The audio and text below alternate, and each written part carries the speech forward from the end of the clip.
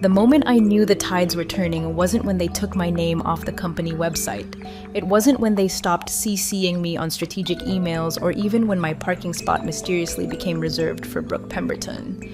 No, it was when I walked into the boardroom for our quarterly review, coffee in hand, prepared like always, and found Brooke sitting in my chair, legs crossed, acrylic nails clicking across my old iPad, eyes locked on mine with that smug eyelash extension flutter. "Didn't get the memo?" she chirped, popping her gum-like punctuation. "We're going in a fresher direction." Now, for context, I'd given 15 years to Ironbridge Capital. No drama, no scandals, no missed deadlines.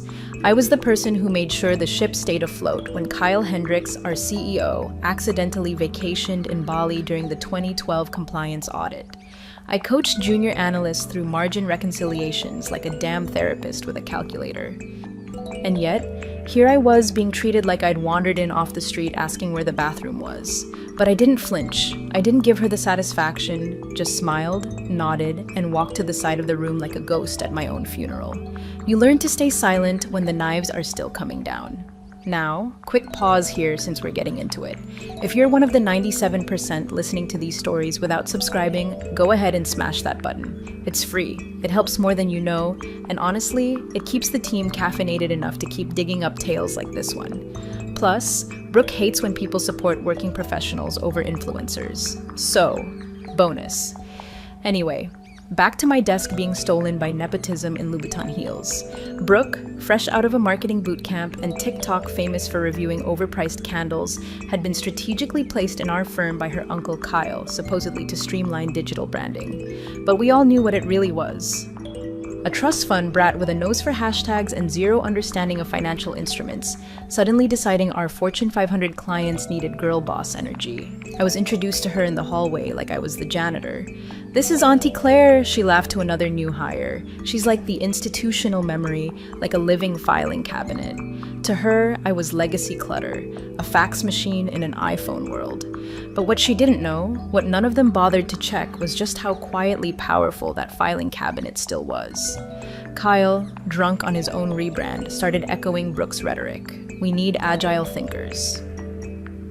"Claire, you're steady but not nimble." I'd handled 2 hostile takeovers, smuggled our firm out of an insider trading scandal, and negotiated an acquisition in Mandarin without Google Translate. But sure, let's prioritize emoji fluency. They moved my office, then moved it again. Eventually, I was sharing a windowless cubicle with the HR coordinator and a 3-foot-tall succulent named Elliot. Still, I stayed. Why?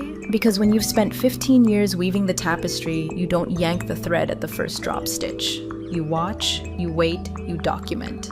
And I did document.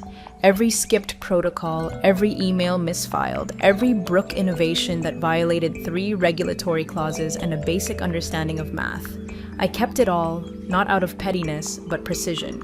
Because deep down, I knew this wasn't just poor leadership. This was arrogance dressed as disruption. And arrogance left unchecked devours itself. So when I got a calendar invite titled Leadership Alignment, Next Gen Vision Strategy with no agenda and no request for my presence, I knew the knife was midair. But I didn't duck. I sharpened my own. It was almost poetic, really, watching my replacement post selfies in my chair. Caption, "Taking the throne nail sparkles." The lighting was good. I'll give her that. Even the best filter can't hide what's coming when the wrong queen wears the crown.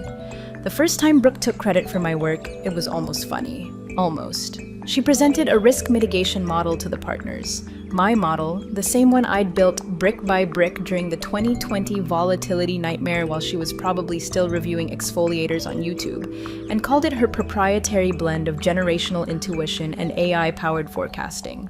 She actually said that with a straight face while I sat 3 chairs down from her sipping burnt conference room coffee like a guest at someone else's funeral. I waited for someone, anyone, to speak up to say, "Isn't that Claire's, or didn't we implement that last year?" But no, just a sea of nods. One partner even muttering brilliant under his breath like he hadn't once called me the firm's quiet shield. I didn't say a word, not because I was scared, because I was watching. Next week, she gave an all-hands culture sync where she literally opened with a slideshow titled Old School versus Bold Cool. Guess which side of the screen I ended up on? Spoiler, I was represented by a gray filing cabinet and a frowny face. She didn't say my name, but she didn't have to. Half the staff glanced at me when she clicked to slide 4. We've outgrown caution. She'd only been there 3 months. Then came the restructuring rumors. Quiet at first, whispers in the elevator, Slack channels suddenly set to private. A spreadsheet I maintained for over a decade, tracking high net worth accounts, deadlines, compliance flags, was suddenly migrated to her team without a single heads up. When I logged in, I found access revoked and my name scrubbed from the file history like I'd never existed. That's when I knew this wasn't just career cannibalism, this was erasure. I approached Kyle casually, I thought. After the Q2 strategy meeting where Brooke pitched turning our internal reports into bite-sized trend recaps with emojis, he didn't look up from his phone. Look, Claire, he sighed. You've always been a good steward of our legacy systems, but let's be honest. We're not in the stewardship era anymore. We're in the scaling era. Brooke speaks the language. You translate. Translate what exactly? I asked, voice even. He smiled. One of those thin, patronizing, uptown Charlotte smirks that comes with a trust fund and no consequences pedigree. You're not a queen, you're infrastructure. Don't take this personal. I wanted to laugh. Not a queen, buddy. I had kept this kingdom from burning when your offshore account had a naming error that could have tanked the entire merger. But again, I didn't rage, I didn't cry, I noted it. Tucked it into the mental ledger I was quietly building like a war accountant. The final straw came wrapped in beige legal. I was reviewing an internal memo about the upcoming merger, the same one I'd helped architect back when we were still pretending to be value first. It outlined officer signatories, authorizations, operational oversight. My name wasn't on it. That might not have shocked me, except it used to be legally. In fact, 6 months ago during a PR scandal that had Kyle hiding under his beach umbrella, I'd been appointed acting managing partner by vote. They never formally revoked it. We were advised to wait until the merger closed to finalize any changes. I had the email, I had the memo, I had the vote. So why was my name nowhere? I didn't send a heated email, I didn't stomp into legal, I walked into HR, asked for a printed copy of my personnel file, smiled politely, and left with a folder thick enough to make Brooke's acrylics tremble. Back at my apartment, I poured a glass of Syrah, opened my laptop, and cross-referenced everything. They hadn't undone the appointment. And if they hadn't undone it, then in the eyes of the federal government during a pending merger where operational control is everything, I wasn't legacy clutter. I was the throne, and they were squatting on it. Monday morning smelled off. You know that stale hallway funk when something's been sprayed to cover up rot, not clean it? That's what it felt like when I walked through the revolving glass doors of Iron Ridge Capital. Polished on the outside, festering underneath. My badge didn't beep. At first, I thought it was a glitch. Happens sometimes after a system refresh. I tapped it again. Nothing. The security guy, new, baby-faced, probably still learning where the bathrooms are, gave me a polite "just wait here" and vanished behind the glass. 10 minutes later, he returned with a tight smile and a clipboard, avoiding eye contact like I was a rabid raccoon someone dared him to shoo out. "I've been asked to escort you upstairs," he said. "Per administration." Administration. Not my department head, not legal, not even the CEO, just administration. That's how you label garbage day on an org chart. When the elevator doors opened on the 17th floor, I already knew. My office door had been repainted. I don't know how they managed it so fast, but the brass nameplate C. Donovan was gone. In its place, a tiny gold plaque that said Creative Strategy Hub. Inside, Brooke was perched behind my desk like a cat who just pissed in someone else's laundry and dared them to say something. She wore a blazer 2 sizes too trendy and sunglasses indoors like she thought this was her Vogue spread and not a regulatory liability in progress. She didn't even flinch when she saw me. "Oh, hey," she said like we were gym buddies. "Didn't they tell you we're doing a full realignment? Less siloed, more synergistic." You know, she had redecorated my framed photos. My niece graduating, my old mentor shaking my hand at our IPO bell ring gone, replaced by pastel vision boards and an LED sign that said, "Hustle harder." I stared at her, not the decorations. Her, the living embodiment of nepotism in highlighter and eyeliner. She smiled back like we were playing a game only she knew the rules to. Then my phone buzzed. A Slack notification popped up from the company-wide channel. Brooke had posted a selfie. Sitting at my desk, mug in hand, feet kicked up on the hardwood. Caption, took the throne. Crown nail sparkles, hashtag new era, hashtag boss vibes. There it was. The moment my replacement stopped being theoretical and became a JPEG with 42 reactions and 3 heart emojis from interns who didn't know better. I didn't lash out, didn't scream. That's what they expected. Meltdown HR incident. Legally clean justification for pushing me out. Instead, I pulled out my phone, took a screenshot of the post. One clean capture proof. Then 2 guys from facilities showed up with that awful sheepish look like they'd been told to escort someone to HR but hadn't practiced the route. "We'll need your badge," one said barely above a whisper. "No explanation?" I asked. "Just protocol," he muttered. "No paperwork, no exit interview, no reason, just protocol." So I handed over the badge, smoothed my jacket, and walked out. Past the executive lounge I designed the budget for. Past the glass hallway I lobbied to have tinted so traders wouldn't pass out in July. Past Brooke's selfie now plastered in the internal newsletter as a fresh start. Outside the sunlight hit different. Not warm, not cold, just honest. I stood there for a moment, letting the weight of 15 years slide off my shoulders like a bad coat. Then I opened my notes app and typed 4 words. Forward 1 email. Wait. Then I smiled because while Brooke was busy posting selfies with my coffee mug, she forgot one thing. That throne she took, it still had my signature welded underneath. I didn't cry, I didn't rage clean, I didn't call a friend to vent into a pint of mint chocolate chip. I went home, kicked off my heels, fed my ancient cat a tuna treat, and turned my dining table into a war desk. 1 pot of coffee and 3 lighting candles later. Ironic, really, since Brooke's startup idea involved emotionally intelligent candles. I had my personnel file, employment contracts, board memos, and archive Slack threads fanned out like a paper crime scene. The first thing I looked for was the April vote. 6 months ago, when Kyle's vacation photos got leaked alongside some compromising communications with a junior analyst and a suspicious shell company, the board panicked. Needed someone with a clean record and client trust. They didn't even ask. I got a text that read, "Your acting managing partner effective immediately. Paperwork follows. Thank you for being dependable." I remembered the words exactly because that night I toasted myself with boxed wine and microwave popcorn. Buried in my personnel file was the formal notice. Claire Donovan appointed acting managing partner per emergency vote. Effective April 6th. Reversal pending post-review. Except that reversal, it never happened. I checked everything. Email chains, HR updates, quarterly org charts. Nothing revoked it. I even dug up a payroll stub showing the temporary title bump lasted 3 pay cycles and then just quietly disappeared like they hoped no one would notice. But here's the thing. The SEC would notice. See, Ironbridge Capital was mid-merger with an overseas asset manager. That meant everything officer roles, compliance, oversight, operational control had to be declared officially and publicly. If someone holds legal authority during a merger window and the paperwork isn't amended, it's not just an oversight, it's fraud adjacent, and I was still listed. I pulled up the latest Form ADV, the regulatory filing every firm submits to the SEC to identify key partners and controllers. Name: Claire Donovan, Managing Partner, Acting Effective. April 6th, no termination date listed. My pulse slowed, not spiked, slowed, like my body had switched from fight or flight to sniper mode. That throne Brooke posted about still legally mine, which meant every deal she signed, every document she greenlit, every Boss Babe brand partnership she'd been bragging about on LinkedIn, all potentially invalid because she didn't have the authority to sign a damn napkin without my digital blessing.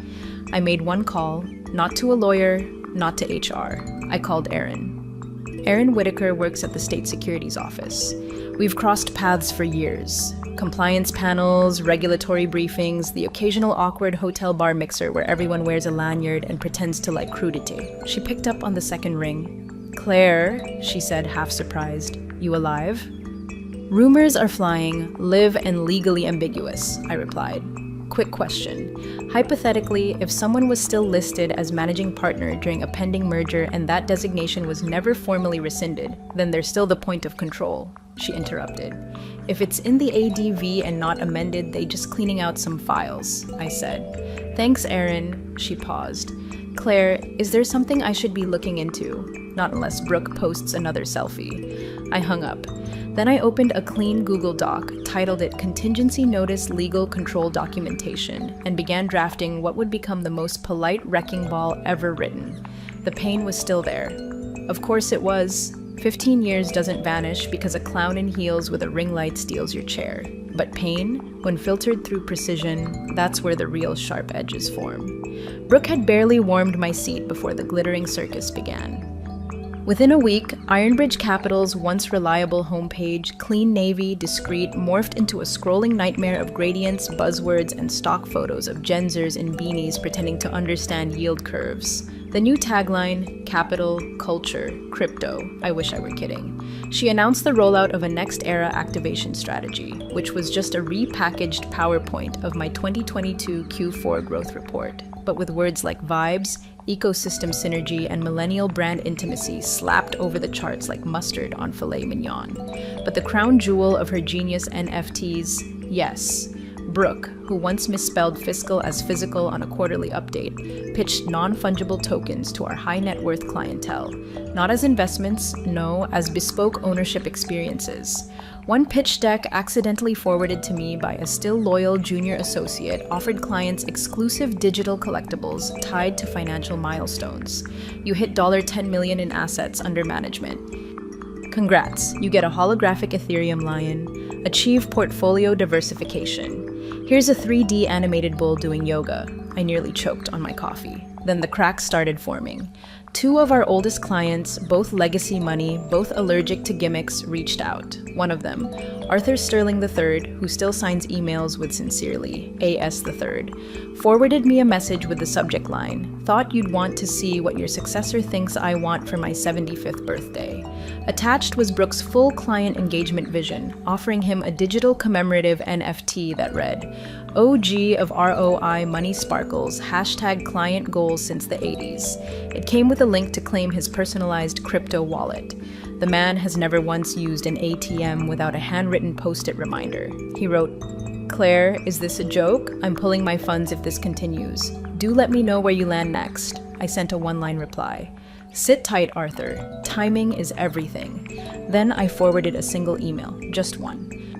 Not to Brooke, not to Kyle, not even to HR, who were still too busy spray painting over their own mistakes. I sent it to Garrett Wells, our firm's in-house legal counsel. Harvard Law wears bow ties, hates surprises more than he hates irregular footnotes. Subject: ADV Officer Confirmation, April 6th, filing body. Hi Garrett. Following recent public-facing changes to firm leadership, I thought it prudent to confirm the current standing of my operational designation as listed in the firm's April 6th filing with the SEC.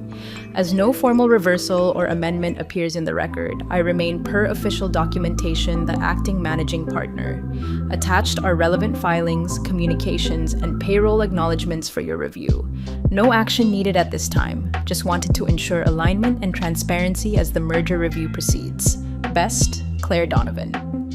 There were no threats, no accusations, no italics, just facts sewn together with silk thread and left gently in his inbox like a loaded gun on a lace doily. Within 20 minutes, he read it. Within an hour, I saw that he'd opened every attachment.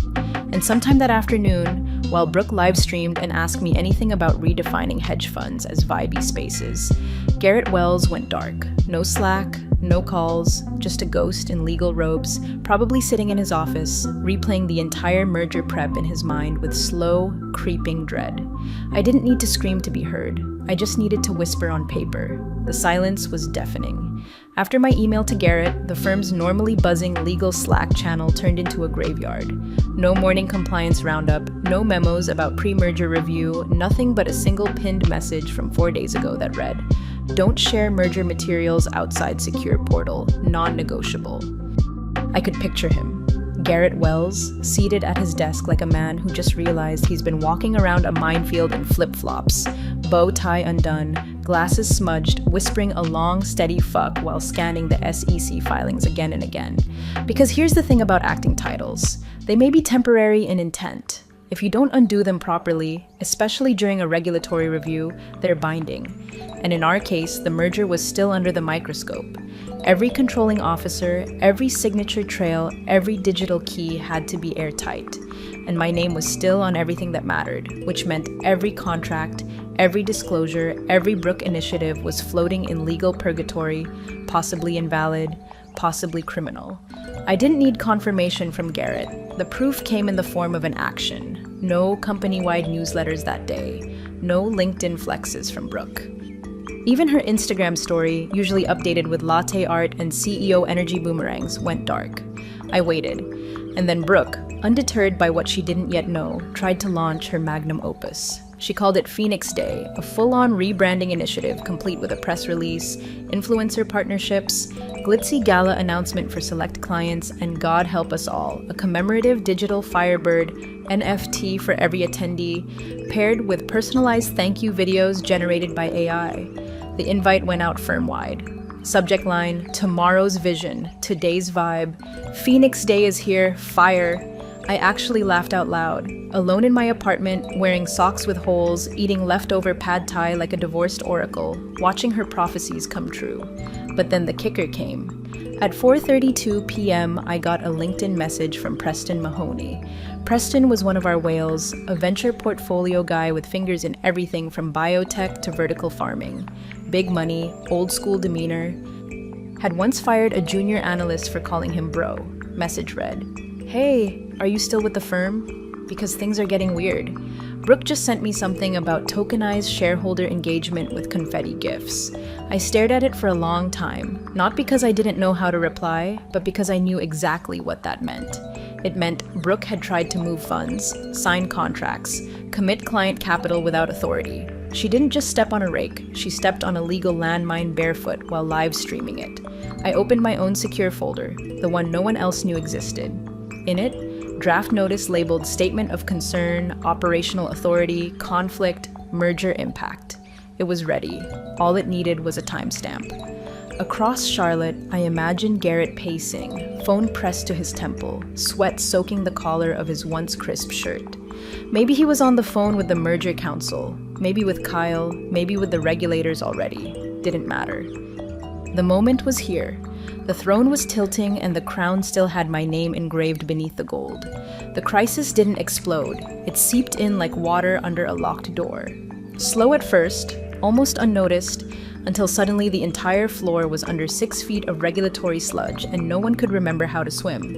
It began with a series of quiet pings, one from the Merger Council asking for clarification on officer signatory authority, another from compliance requesting updated designation documents that should have been filed post-April, then one from the SEC oversight coordinator flagged urgent seeking confirmation on who currently held operational control of the firm.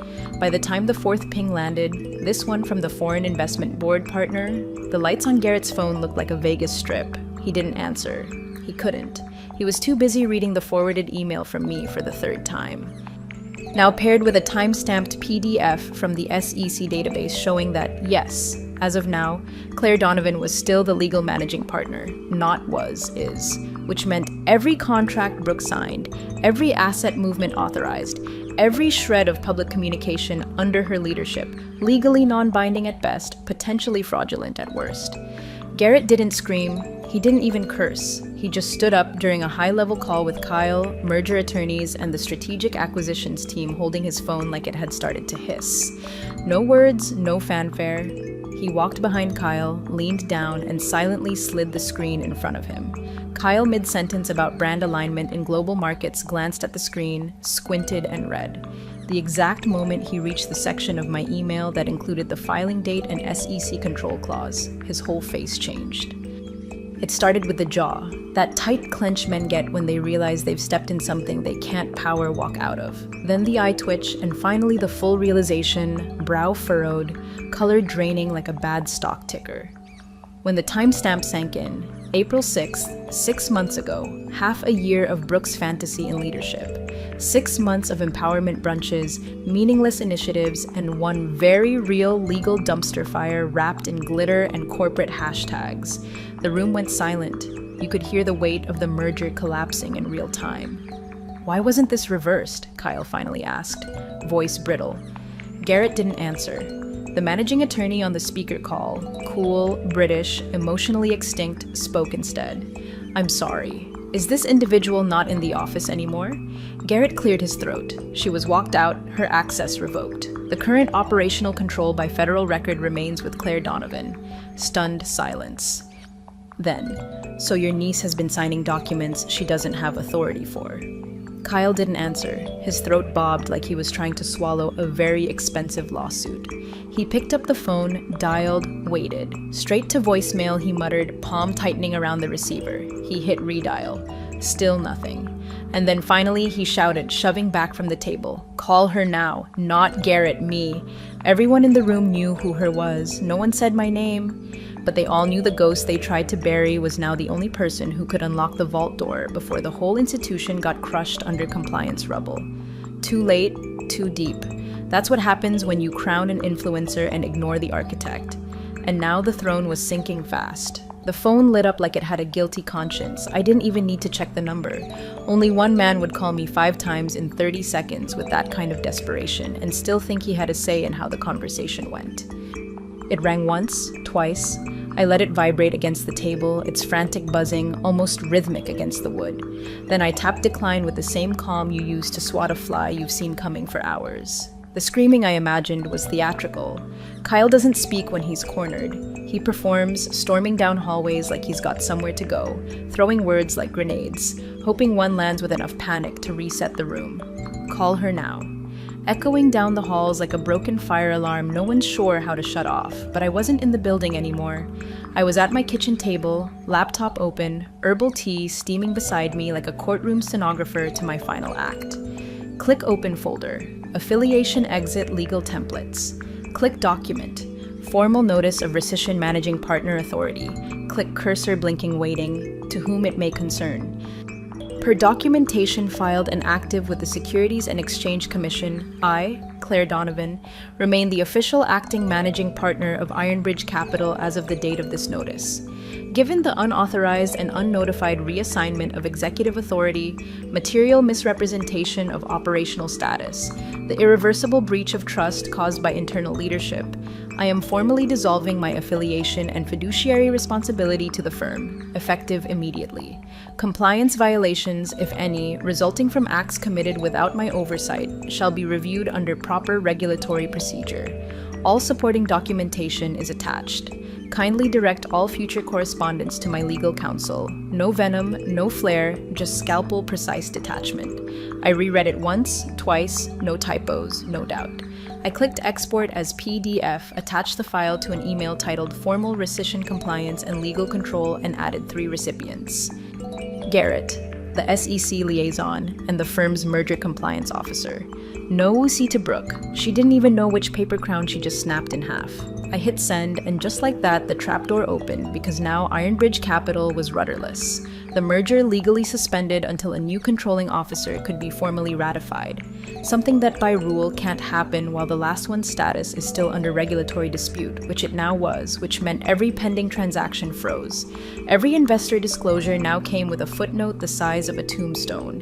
And Brooke, she was just a girl in heels holding a crown no one recognized anymore. I closed the laptop, took a sip of tea, and smiled. Not from revenge, but from relief, from the sheer precision of it all. I never raised my voice. I never slammed a door. I didn't need to. I was never legacy clutter. I was the system they didn't know they still ran on. It happened faster than anyone expected. Not with a bang, but with a flurry of reply-alls and a single regulatory memo that sent the entire building into slow-motion cardiac arrest. Subject: immediate operational freeze. Chain of control disputed. The SEC made it official. All operations frozen. Client accounts locked pending review. Merger proceedings suspended indefinitely. The firm couldn't even send out a press release without triggering a secondary inquiry. One of our legacy investors, an oil executive with more litigation experience than Brooke had shoes, called his legal team before noon. By 3 p.m., 4 of our largest clients had formally withdrawn pending transfer to competitor firms. Inside, sources told me the boardroom looked like triage, partners on phones, lawyers flipping through contracts with white-knuckled fury, the CFO pale and sweating like he could already hear the quarterly earnings call bleeding in his ears. The merger collapsed the next morning, not postponed, terminated. Acquisition Partner issued a public statement citing unexpected governance conflicts and lack of operational clarity. Translation: we almost bought a haunted house. Brooke, of course, was served up as the sacrificial lamb. Press releases whispered about unauthorized initiatives, miscommunication, and departures aligned with new strategic focus.